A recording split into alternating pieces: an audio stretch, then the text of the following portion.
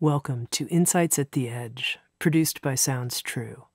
My name's Tami Simon. I'm the founder of Sounds True, and I'd love to take a moment to introduce you to the new Sounds True Foundation. The Sounds True Foundation is dedicated to creating a wiser and kinder world by making transformational education widely available. We want everyone to have access to transformational tools such as mindfulness, emotional awareness, and self-compassion, regardless of financial, social, or physical challenges. The Sounds True Foundation is a nonprofit dedicated to providing these transformational tools to communities in need, including at-risk youth, prisoners, veterans, and those in developing countries. If you'd like to learn more or feel inspired to become a supporter, please visit SoundsTrueFoundation.org. You're listening to Insights at the Edge. Today my guest is Diana Spalding. Diana is a certified nurse-midwife, pediatric nurse, and mother of 3 young children. She has a master's degree from NYU in midwifery and has worked as a nursing school professor at Cedar Crest College, as well as a midwifery school advisor at Georgetown University. She's the digital education editor at Motherhood and the founder and instructor of Gathered Birth, a motherhood wellness center in Pennsylvania.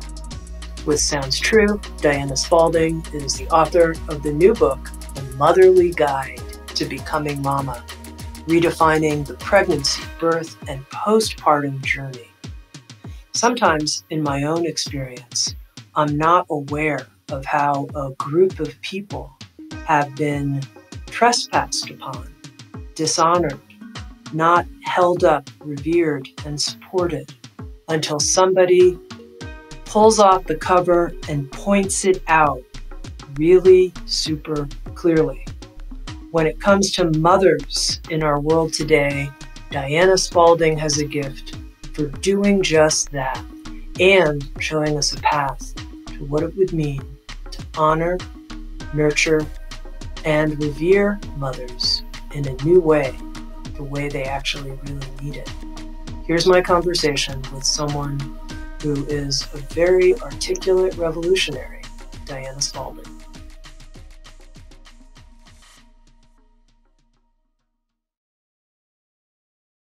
You created, Diana, a very powerful 2020 TED Talk called What If We Nurtured Moms?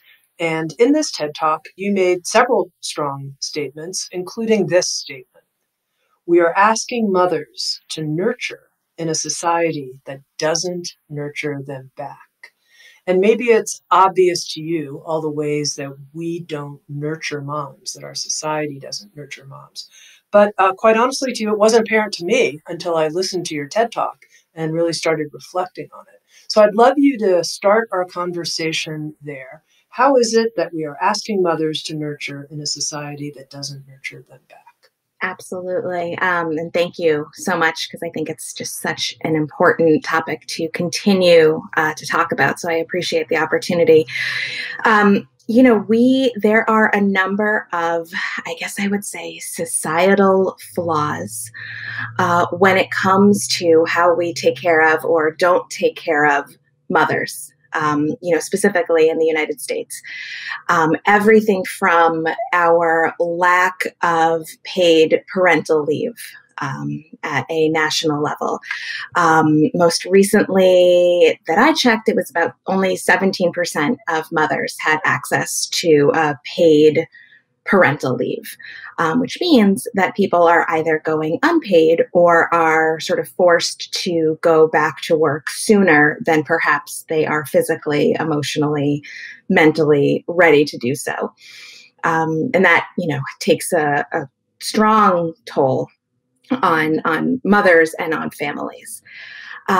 There's also, this sort of prevailing idea in our society that we need to sort of bounce back, this like, okay, the baby's here, time to get back to life as normal. When really it's so far from that. There are so many cultures around the world where, mothers are cocooned in this sort of period of time where their only real jobs are to take care of themselves and to take care of the babies. And here, we start pressuring people to lose the baby weight and to get back to, exercising and, all of that. Really, you're healing from birth or, recovering from the adoption journey, which is, is significant as well. So I think that takes a real toll. And then, there's just these sort of subconscious messages that we grow up around and we don't really even notice that they become part of our sort of tapestry of beliefs. This idea that, once you become a mother, that's it. That's your identity, and your child's happiness and, every waking moment and future success is all that you should really be thinking about. And there's not a lot of acknowledgement that you are still a person and you are still a very important person, and you can have an existence, a personhood outside of your baby. And so a lot of, moms feel this immense guilt anytime that they do something that's for themselves. Oh gosh, I took a shower and I was in there for half an hour. What's going to happen to my baby? As opposed to sort of laying this foundation of, you should take a shower and you should stay in there for an hour if you want to, and you should take care of yourself. So those are just a few of the ways. Then we look at the healthcare system and we look at the rates of maternal morbidity and mortality and how it's increasing in the United States, particularly for Black women.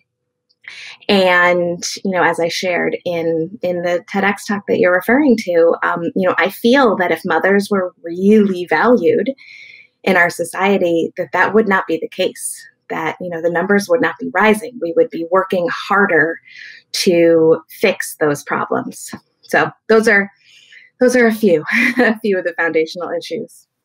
As I'm listening, I can imagine a new mom who says, some of the things you just named feel under my direct control.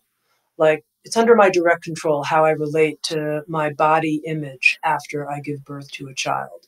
And it's somewhat under my control too. If I take a long shower or I don't take a long shower, or if I say to my friends, look, I don't want to just talk about my child. I also want to talk about, my interests. But a lot of the things you named feel outside of someone's control. So what would you say to people who are like, God, I don't know what to do about those things that feel outside my control? Yeah, I think it's really true. And it's interesting because, I talk a lot about this concept of mom burnout. And a lot of the feedback that I get is kind of this like, well, moms should do a better job taking care of themselves. Moms should, sort of putting the onus of self-care on mothers. And I think that, could we all do a better job of taking care of ourselves? Absolutely. Can I say no to volunteering for the PTA and the thing? And absolutely. And when we are rushed through a maternity leave or whatever, again, it takes a serious toll. So I think that one of the things, even though this is all fairly discouraging, one of the things that I actually feel optimistic about is that I feel like we are talking about these issues much more than we ever did. I feel like people are starting to draw attention to them and say, hey, wait a second, other countries are doing way better than we are. And politicians are starting to talk about it as they campaign. And, so I do think that it will get better. I do feel optimistic. But I think that we have to continue to have these conversations. And part of it is sort of dropping our guard a little bit. And, I'm a big Brene Brown fan, and, being vulnerable with each other and saying, hey, today was really hard and here's why. Because when we are able to connect with other mothers and other parents and other people in general about those issues, It's the start. It's the start to recognizing what's wrong. And once we do that, we can start to fix it. I know that you fighting for mothers, you say in the TEDx talk, I'll go to my grave fighting for mothers, that this is your mission. This is your mandate. I'll go to my grave fighting for mothers. Can you share with our listeners a little bit about how this became the torch you knew was yours to carry in the world? Yes. I am the daughter of a midwife. And growing up, I loved birth and loved pregnancy, but it was always her thing. So I was like, well, that's what she does. That's not for me. I'm going to do something else. And,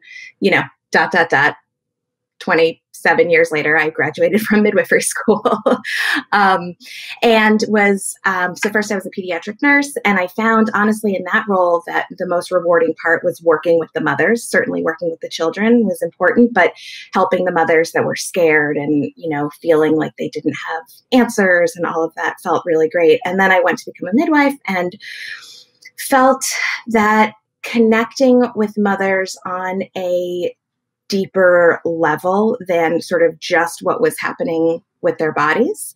I was sort of blown away by that experience. And I became a midwife before becoming a mother myself. So I found that really surprising. And even in the medical system where I worked, I had like 15 minutes per patient, so it was like, is the baby okay? Here's what test you need. See you in a month. And really, I started to feel really sad that, women had tons of questions and concerns about pregnancy and birth and their living situations and you name it. And I didn't have an opportunity to address it. So then when I became a mother myself, and I just sort of had all of these, as I say with my kids, like big feelings about motherhood. And so I just started writing. I just started writing them down. And I wrote them down and people started to read them. And I realized, oh, this isn't just me. Motherhood is this really complex transformation that we go through. And we have a lot of work to do. It's physical, but it's also emotional. And I think that as I realized and I'm continuing to realize all of the layers of issues that exist, and also the potential for, if we were to really nurture mothers, every study that's out there, says that when mothers thrive, their children thrive, right? And so by addressing the concerns that mothers face, not only are we going to help them, but we're going to help future generations. So yeah, I think that's how the torch got lit. Mm-hmm, mm-hmm. And, we started our conversation looking at these systemic issues here in the United States, how we don't nurture moms. What do you think? I mean, I have my own things I might nominate, but what do you think's underneath that? Meaning, what is it that we've bought into instead of something pretty obvious, like let's honor the mothers in our culture? Sexism, I think, would be a big one. Sort of this idea of like, I don't know if I'm using the word correctly, but this archetype of the mother, who's supposed to be this like giving vessel of love and nurturing and everything, where she just kind of pours from herself and doesn't ever need to be replenished. And I guess it's flattering in a way that people think that we can do that, but it's obviously not very, very realistic. And I think sexism. I think this idea that that your job as a woman is to take care of other people way more than it is to take care of yourself. And I think that is why we have these, the guilt that comes up, the guilt for taking the shower, or for going on a vacation by yourself, or for going back to work because your work fulfills you, or not going back to work outside the home because that is the right choice for you. All of these sort of concepts that are making women feel like they can't trust themselves. You can't trust yourself in terms of how you take care of your baby. You can't trust that you're going to make the right decisions for your family. And I think, all of these societal messages have sort of built up in us. And then we go through this huge transformation into motherhood, and suddenly we're like, oh, I'm not good enough. And it's pretty devastating. Mm-hmm. Now, interestingly, the Motherly brand, of which you're the digital education director, talks about being a lifestyle brand that redefines motherhood. Yeah. And I was very interested in this notion of redefining motherhood. And you've just explained some of the things that you don't think it is, this well of unlimited resources that can just give. How do you want to define motherhood today? I think that motherhood today is defined individually by the mother, by the parent. And I think that that is one of the big foundational changes that we're seeing. That my hope is that there will no longer be this idea of the good mother, or, oh, I was a bad mom today, or I was a good mom today. No, you were just a mom today. And tomorrow you're going to be a mom. And in a year, you're going to be a mom.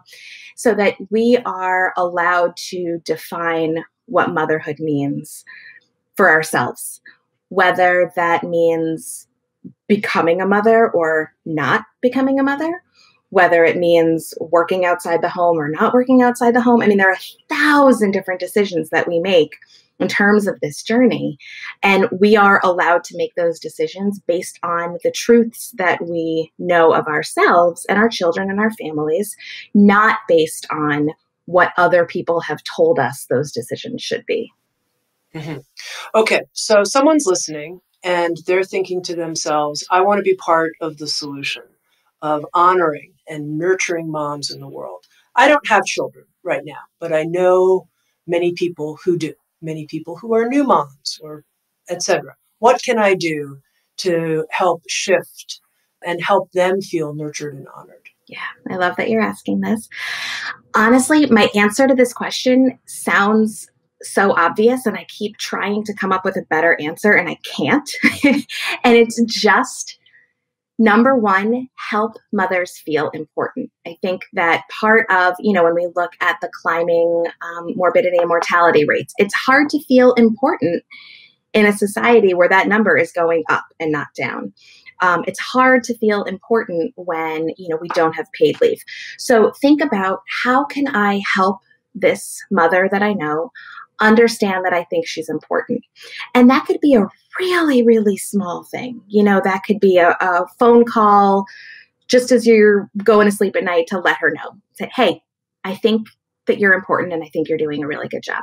Or maybe it's bringing her a meal, or it's writing to your politicians or, advocacy on whatever level feels appropriate to you. But ultimately, creating more of a cocoon of social support around her, because once she feels important to her little village, to the people that are around her, that's going to grow and grow and grow. And she will realize that she is actually important to the entire society. Mm-hmm. Now, you've mentioned a couple of times, Diana, the climbing morbidity rate for new moms. Can you help me understand what's driving that? Yeah, absolutely. Well, a big part of that is racism. Black women in the United States are 3 to 4 times more likely to die from pregnancy, birth, and postpartum challenges. And every, study that's being done right now is finding that racism is at the cause of that. And, as we know, with everything that's going on in the world right now, racism is a huge issue that our country is trying to face. So that's a big part. A lot of the studies are finding, for example, that it takes doctors longer to respond to reported symptoms when those symptoms are being reported by a woman of color. So, often we hear horrible stories about how, doctors and midwives and nurses don't listen until it's too late. So one of the foundational changes that needs to happen is addressing sort of this institutional racism that exists in the healthcare system. There's a lot of different factors. I think part of it is access, and this is for all women, access to prenatal care, having visits that are longer than 15 minutes so that you can get to the real issues. There are environmental concerns.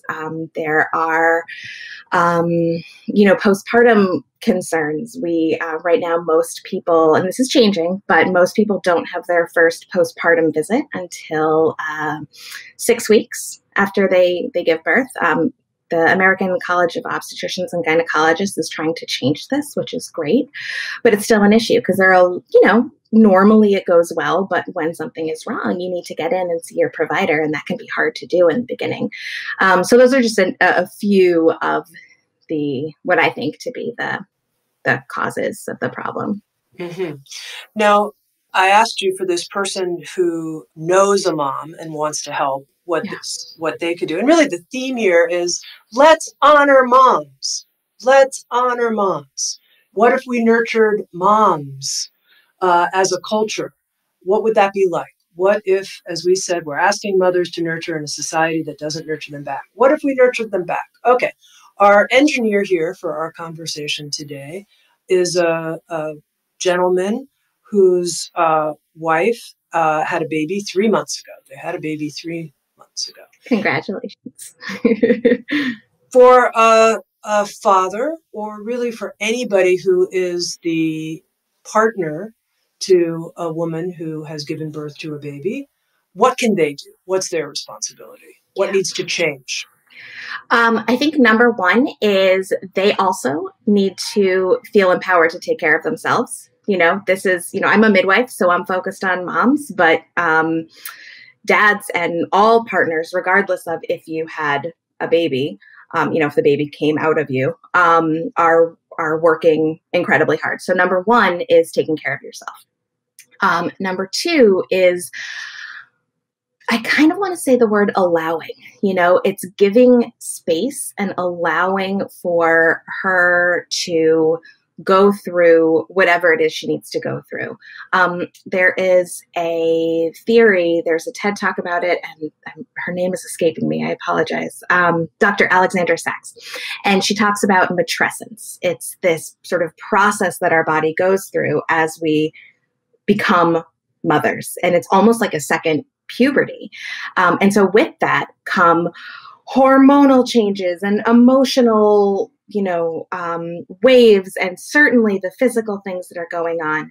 And part of, I think, the issue is we are, as a society, asking moms to push back on that. No. You don't cry. You're a mother. Motherhood is magical. You love being a mother. It's a gift.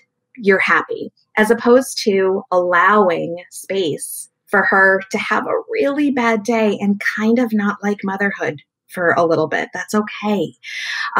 Allowing her body to do what it needs to do to heal, as opposed to sort of forcing this, bounce back, you got to lose the baby weight, all of this. So, again, just kind of giving your partner the space to go through this change as you need to. I think the other big piece is looking at mental health. Statistics vary, but, as many as 1 out of 5 women will have some kind of postpartum mental health concern, be it postpartum depression, postpartum anxiety, or, postpartum mania. There are others as well. And when partners can be accepting and honest as those changes come through, that can be, it can be life-saving, it can be incredibly helpful. So having lots of conversations, and I think this goes for, partners and also, friends and family members, is, and it's an awkward conversation, I know, but, saying to a new mother, hey, are you okay? Encouraging mothers to seek mental health care when they need it, or even if they don't think they need it, before they need it. Because when you have, again, your sort of small village supporting you and telling you that it's okay to call a therapist, that can be incredibly powerful as well.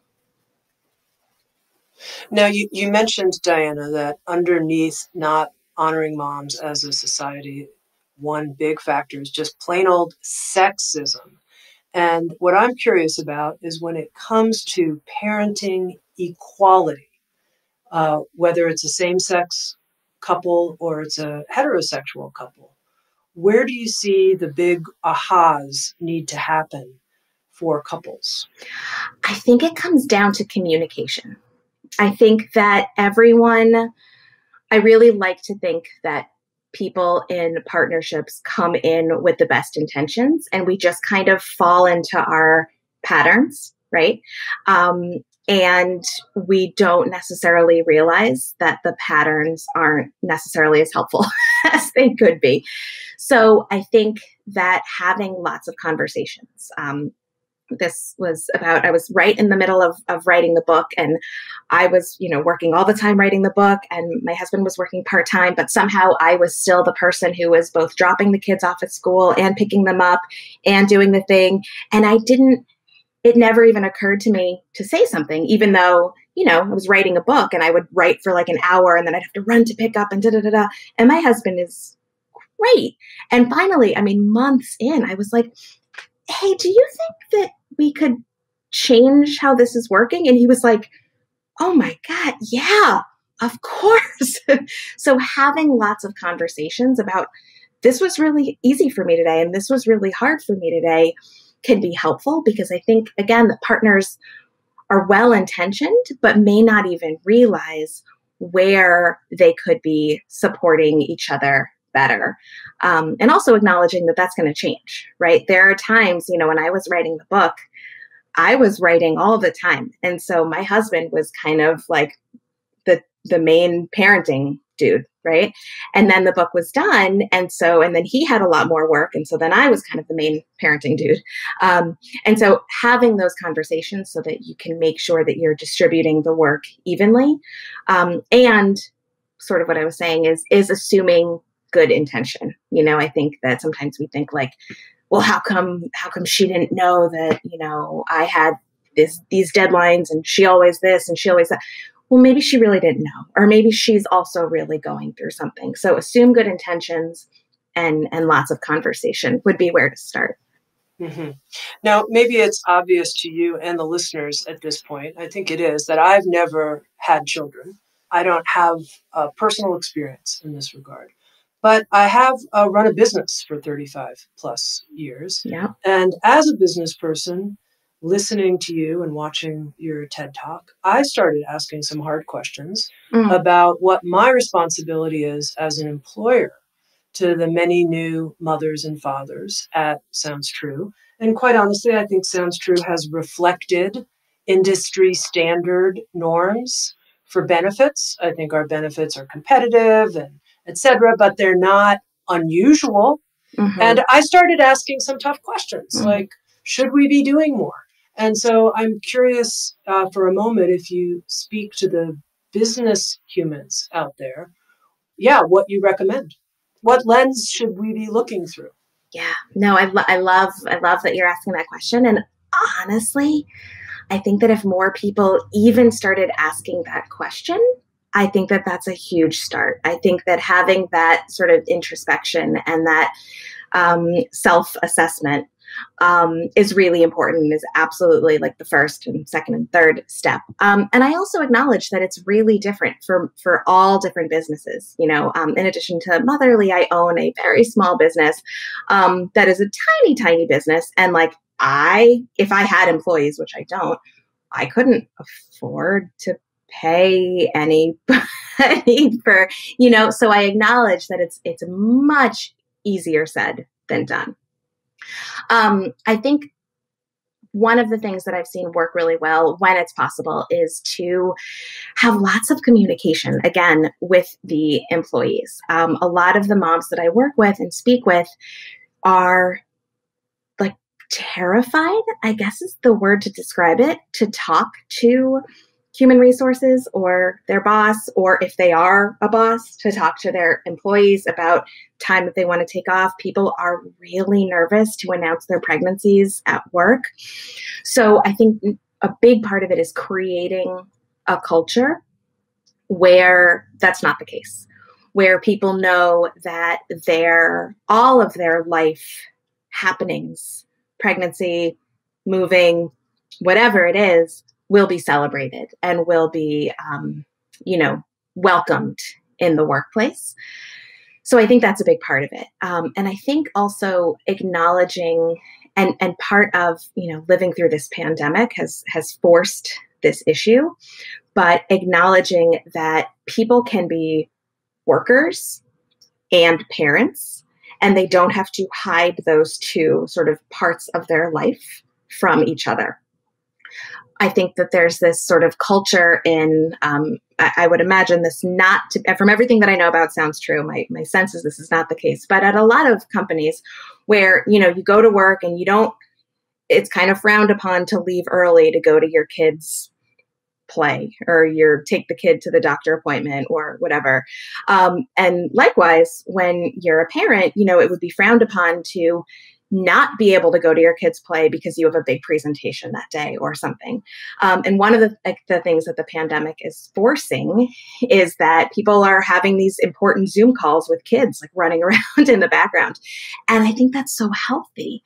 So creating flexibility where it's feasible, and this is going to be different for every type of business, but creating flexibility in the workplace where possible. So saying to people like, hey, you know what? We don't have a ton of extra money, but why don't you take an extra week of paid parental leave?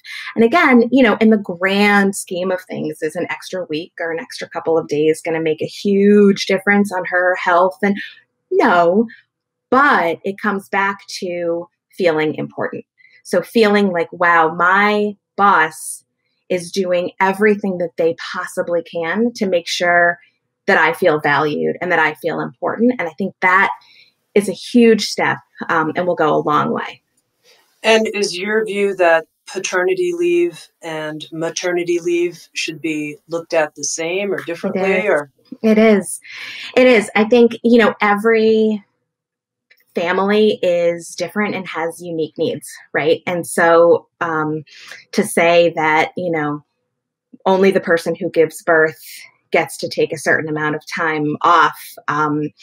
Historically, that's what's been done, but we know that families look very unique from each other. And so, I like there are countries where they will say, like, you have X number of weeks to use as a family. Use them as you will. And so, parents can choose to, if there are two parents, they can choose to take the time off together. Or one can take some time off and then the other can take some time off. Or maybe you can, I don't know if you can do this, but like maybe we're going to take some time off, then go back to work, then take some more time off. Again, incorporating the possibility for flexibility so that families can make it work for them. Because I think ultimately when families can strive for balance, right, the never-ending quest for balance, you're going to be a better employee. You're going to be loyal to that company that gave you an extra 2 days of maternity leave because you felt important to them. And I think ultimately that will start to fix the workplace issue.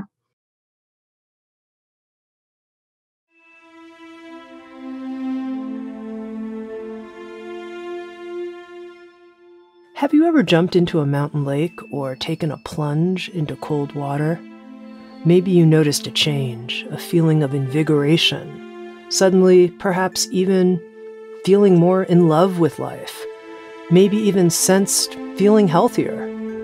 You may not be aware that there's a method created by a Dutch phenomenon, Wim Hof, known as the Iceman, who gained world acclaim for feats like running a half marathon in the Arctic Circle, barefoot. Here it sounds true. Our staff has been experimenting with the Wim Hof method, and we found pretty remarkable results. We'd love to share the method with you. You can find out more about Wim Hof and his method at findyourcold.com.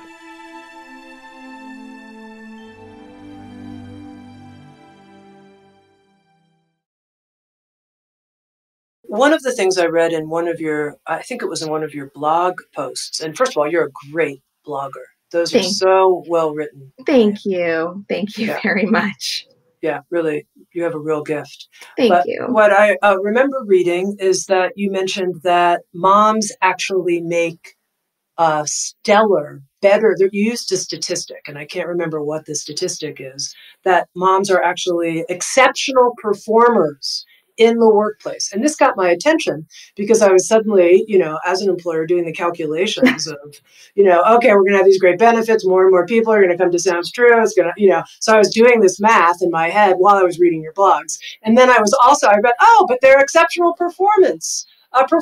That's phenomenal. So what is the research behind that? Yeah. So the research is finding that mothers are as productive, if not more productive, than their coworkers who are not mothers.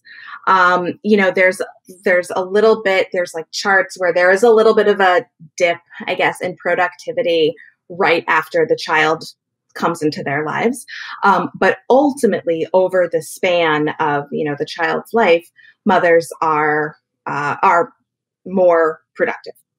And this, I think, is counter to what a lot of people assume. Lots of studies have found that if you look at two resumes and you compare one where the resumes are exactly the same, but one of them indicates that she's a mother and one of them doesn't, the person who is not a mother is going to get the job, and the person who is not, because people assume that the mother is not going to be as productive. I think there are changes that happen. There are definitely changes that happen to the brain when you become a mother. So I wonder if that's part of it. I also think that, you kind of have to be really productive when you're a mom, because you learn how to get a lot of stuff done in a little pocket of time. So I think that that's part of it. We have to do more research into the area to figure out exactly what it is. But I love that you're thinking about that for Sounds True. Now, let's just talk about you for a moment as a highly productive human being who's also the mother of 3 young children and just, finished writing a 500 plus page book with a ton of information and research, et cetera, along with, continuing your job as the digital education director at Motherly. Let's talk about you. How did you manage to do all that? I need to do a better job of listening to my own advice is number one. That's part of it. I think that there's probably, or I know that there's a part of me that, writing about this and talking about this, I think is therapeutic for me as well, because I, struggle as well with but you didn't do enough today, but are you sure you should be taking a nap? Are you sure you should be going to bed right now? All of that. So part of talking about this is for me. And I think also, it's just what I'm passionate about. So, there were times where, in writing the book and the writing that I do now, I just can't sleep. I just have to come and write. So the writing is often done at like odd, impractical hours, but it's very heart-centered work for me. It's very, I would say, emotional work for me. Writing the book, I always tell people that I was prepared for how much time it would take. I knew it would be like a lot of work. I was not prepared for how emotional the process would be. When I started writing, I wrote, very sort of mechanically almost. And I remember the team at Sounds True came to me and they were like, so this doesn't really sound true. This doesn't really sound like where you can bring your voice into this. And then it just sort of, once I had that permission, it just sort of flowed. So part of it is, giving myself permission to be me and, to let the writing be emotional when it needs to be emotional. It doesn't always have to feel like a science book. So that helped. The times where I just sort of let myself go were the times where I was the most productive. And the times where I forced myself into a box, I was not very good at all at writing a book. Mm-hmm. Now, let's talk a little bit about specifically the Motherly Guide to Becoming Mama. And, this book redefines pregnancy, birth, and the postpartum journey all the way through. Why did you and the Motherly team feel that this book was needed and that this book was needed now? What wasn't existing out there on the bookshelves that you wanted to make sure you covered in this book? Yeah. There are tons of great pregnancy books out there. And I have learned a lot from all of them. I think one of the things that I have found, and we have found at Motherly in general, is that so much of the experience is about the baby. Here's how to be pregnant in order to, have a healthy baby. Here's what to eat. Here's the tests that you need. Here's how to raise the baby. There wasn't anything that we could find that was mother-centered, that was woman-centered, that looked at the holistic journey of pregnancy. It is so much more than something that happens in your uterus. Pregnancy is about your mind and your heart and your finances and your career and your hobbies and your friends and your relations. It's everything.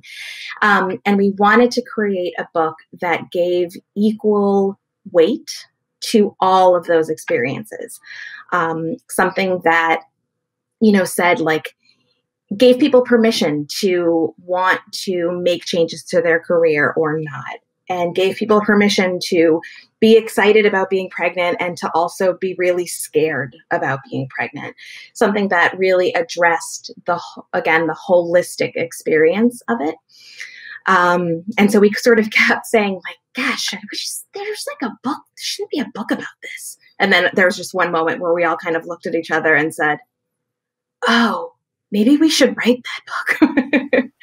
And here we are. Mm-hmm.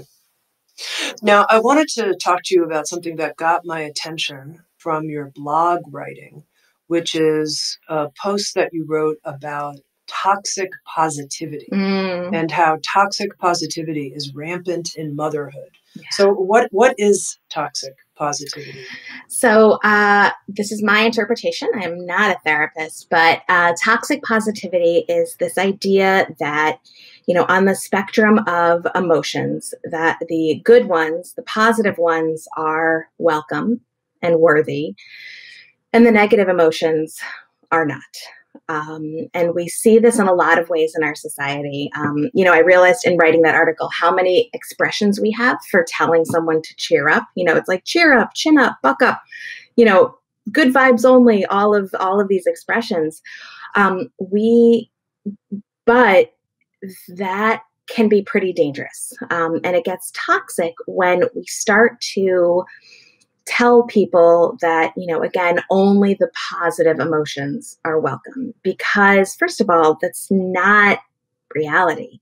In any given day, a human being is going to have all of the emotions, especially right now during the pandemic. You wake up and you're like, no, things are okay. Yeah, things are going to be pretty good. And then you check the news and your emotions go plummeting. Or, you get a phone call from a friend who's having a hard time and things go plummeting. And so, first of all, toxic positivity is not realistic. And I think that it's also damaging. It's damaging to tell people that they can't sort of be in the muck, that they have to sweep all the negative stuff under the rugs. And we see this a lot in pregnancy and birth and motherhood. An example of this is traumatic birth. When somebody has a birth experience and they feel really bad about how their birth went. And so often in our culture, we say, well, you and the baby are healthy. That's the most important thing. Yes, agreed. It is the most important thing, but it's not the only thing, so giving people space to grieve, to just kind of be in a bad mood for a little while. Is really important. And, when it comes to motherhood, again, like motherhood has just been put on this pedestal, oh, it's magical. It's amazing. It's the best thing ever. And, it's amazing and it's magical. I don't know if it's the best thing ever. It's wonderful, but it's also really hard. And it's really important not to shame mothers or anybody for having those bad feelings, because when we shame them, we make it feel like they have to hide that part of themselves, which is definitely not healthy emotionally. Mm-hmm. I've heard lots of mothers express their disgruntlement, if you will, or the difficulties they're having with being a mom through a lot of sarcasm, but often not in just a vulnerable way that this is just okay and, I'm having a bad day, et cetera. But it comes out in dark humor instead. Yes. You have a threefold solution for toxic positivity. You say, step 1, welcome the negative. 2, increase our empathy.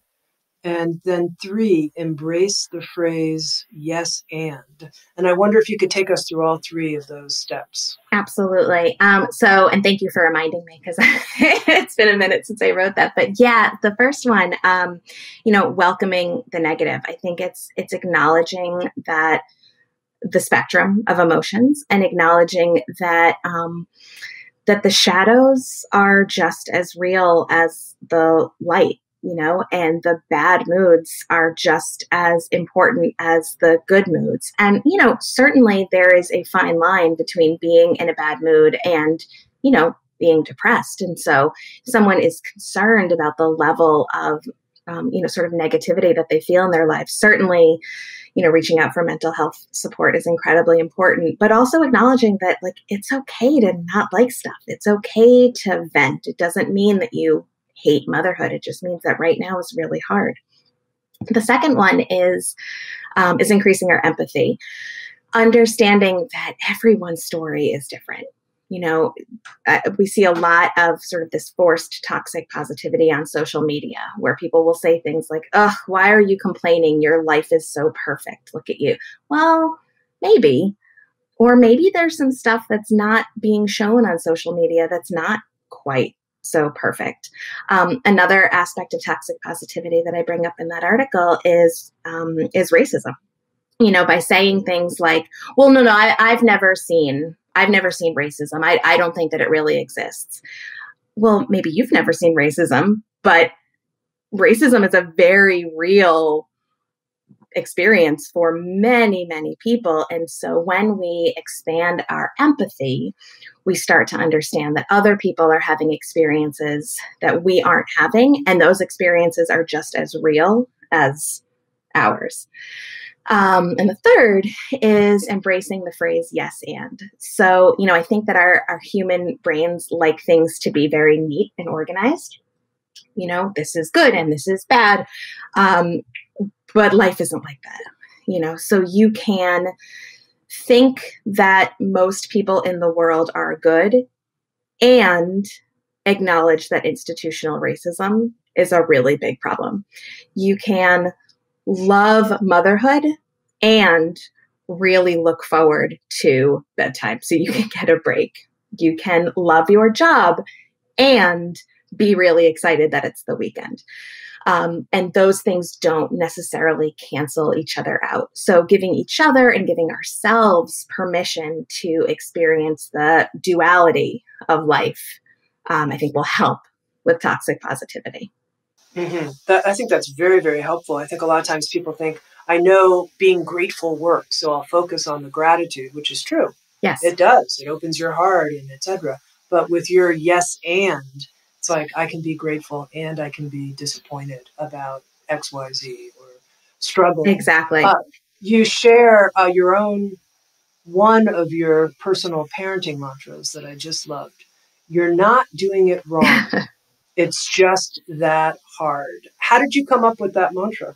I am going to be honest and say that another mom said it to me. I was leaving a parenting class with, at this point, I had 2 kids, a toddler in one hand.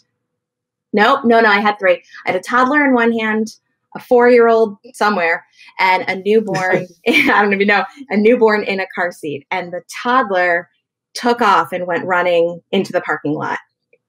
And I grabbed him just in time, but I fell down on my knees. And by the way, scraping your knees as an adult is incredibly painful. I did not remember that as a child. So I scraped my knees. I dropped the kids. And I just started crying. And this sweet mom came up to me and she just said, "Hey, you're not doing it wrong. It's just that hard." And it was like this lightning bolt moment for me. And it's become my mantra. Because I think that, again, going back to sort of the foundational issues that we started our conversation with, we have this idea that we are not parenting correctly, that we are doing something wrong. And oftentimes you're not. Oftentimes it's just really hard. And I think that applies to parenthood, but it applies to so much else. During the pandemic, it's come up over and over again. Oh gosh, well, I should do this. I should do this. Why don't I feel grateful? Why don't I, you're not doing it wrong. It's just that hard. There is no perfect answer. There is no perfect choice. It's just hard. And I take a lot of solace in that and reminding myself that no, you're not failing.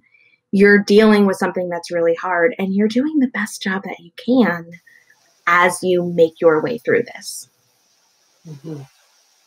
Now, previously in our conversation, when you were talking about your own small business, you shared with us it's a very small business that you founded. And one of the things I thought was so interesting is that your business is called Gathered Birth. And I thought to myself, what an interesting title. Can you explain that? Gathered Birth. Yeah. I think as with a lot of stuff, I thought about it and then went to sleep and woke up 2 hours later and was like, oh, this is what it has to be called. Part of it has to do with the village aspect and sort of gathering around pregnant and new parents. And I think that part of it is also that we go into all experiences in life, but, in my case, birth and motherhood and beyond, gathering bits and pieces of information. So you've gathered, what you've learned possibly from your family and what you've learned from your friends and what you've seen on TV and in the media. And, we come to our birth with all of these different things that we have gathered. And then we take all of that and we have this very intense, personal, intimate experience. And so the idea of welcoming all of those aspects, and again, gathering around each other as we cross this threshold into motherhood, I don't know, just felt like a moment to be celebrated. Mm-hmm.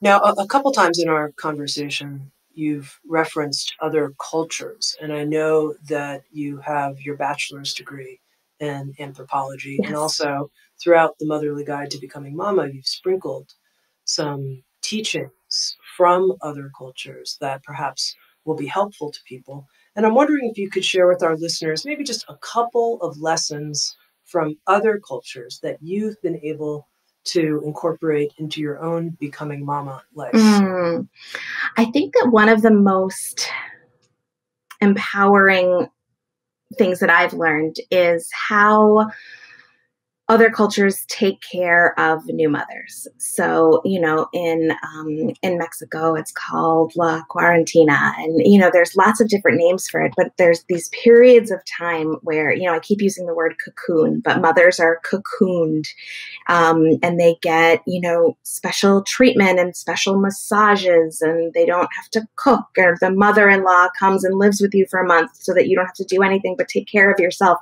And so it's really shed a light for me on how we can do a better job in sort of reveling and marveling in this sort of period of taking care of ourselves. So that I think has been maybe the biggest one for me, is how can we emulate the ideas of making that period of time a little bit more sacred. You know, how can we create rituals, woman-centered, mother-centered, parent-centered rituals that, again, help parents to understand how important they are, as opposed to, you know, our culture, which is very like productivity centered, you know, like, great, the kid is out, when can you come back to work? As opposed to like, no, this is a sacred period of time where we're not going to bother you because you have a lot going on. So that's been important for me as a mother.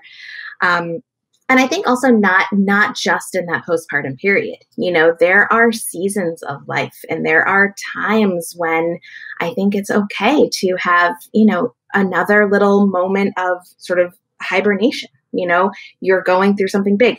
You're in the middle of a pandemic. You've just written a book and you're really tired. You know, all of these big things that we go through in life. It's okay to have periods of time where you're really productive and periods of time where you're, I would say, productively resting and you are going easy on yourself. And that both, yes, and, you know, both of those experiences are equally important and valuable.